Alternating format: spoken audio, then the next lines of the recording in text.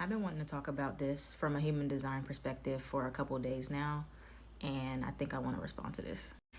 Nicki Minaj's Bigfoot nosedives in day 3 down to number 69. Megan's Hiss continues to spend a third day at number 1.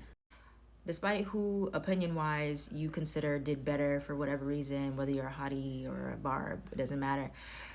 This is why Megan's is still at number 1 and Nicki's is not, from a human design perspective. So this is Nicki Minaj's human design chart. Her and Megan have similar charts actually, so both are manifesting generator types. This is Megan Thee Stallion's chart, almost fully defined, super strong energy, super powerful.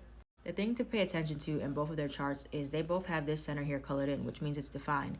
This is called an emotional center or a solar plexus in this chart. And if you have this defined, this means that you are not meant to make emotional decisions. You're not meant to make decisions while you are in a state of really high emotions or really low emotions. So that could be anger, that can be even extreme happiness, that can be depression. You want to wait until you're feeling more neutral to make decisions.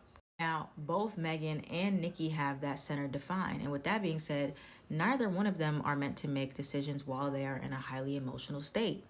I feel like when Megan dropped this track that she did Hiss, I feel like she was very neutral about it by this point. Like, it's been a while since everything has happened. She's probably been working on this for a while, working on the production for a while. She's been neutral about it for some time. Like, even though she's still passionate to talk about it, her emotions are not heightened like they were in the beginning, which is why I also feel like maybe some of what she was trying to say back in, like, when it first started happening and all the situations unfolding for her, it wasn't as received well because she was highly emotional when she was trying to articulate it. That could be the case. Now, we know Nicki was very, very, very emotionally charged up when she dropped Bigfoot and she put it out there. She just threw it out there, right?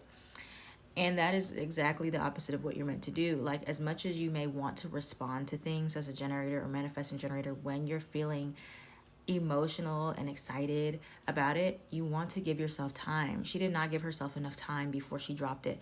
The execution could have been way different.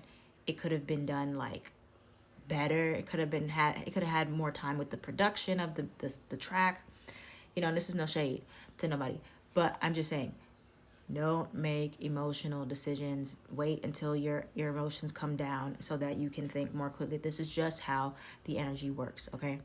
Now, another thing I want to point out with both of them, this is Nicki's, she has a fully open heart center or ego center. And so does Megan. Both fully open, undefined ego center. This center in our chart is responsible for our commitments and our self-worth. When this is undefined, that means that you don't have a consistent sense of self-worth.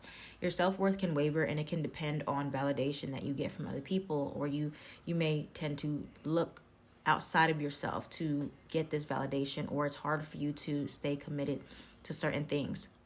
But when you have this undefined, you have nothing to prove. And so therefore, it's like you arguing with people online, trying to prove yourself, trying to prove your point, trying to defend yourself, really can take you down, and it can really like be a blow to that ego. Once you develop this sense of self, you don't have to prove anything. Same with Nicki. If you have this undefined ego, it is very tempting for you to feel like you need to prove your point, you need to explain things, you need to defend yourself, you need to lower yourself, you need to, be interacting online, going back and forth. No. You are not here to prove anything. You prove it through who you are, living your actions, and you don't need to prove anything to yourself either. You just are. You just exist in this world. You just are a being here. And so with that, once you understand your place is established, anybody, they can compete with you. You're not in competition with anybody. You are in your own lane, and you should carry yourself as such for both Megan and Nicki. That is what is going to sustain you and what is going to help you to not like get distracted or start to waver off of your path here. But all in all, like I said, character flaws aside and opinions aside, Don't make these decisions while you're emotional. If you have this defined, because what happens is, even if you're in response as a generator, which you're supposed to be responding to things that come to you. So Megan dropped this track, Nicki responded. She still needed to give herself ample time for those emotions to come down before she said anything else. That is how you pack your punch as a generator. That is where your power lies in, especially as a manifesting generator, because there's even more influence there, which we could have a whole nother discussion about later, where you have this manifestor element as well that is repelling to people. So you're already repelling, and then if you go against your strategy or your authority, emotional, then it amplifies that repelling effect, and it gives you more things that you don't want to respond to.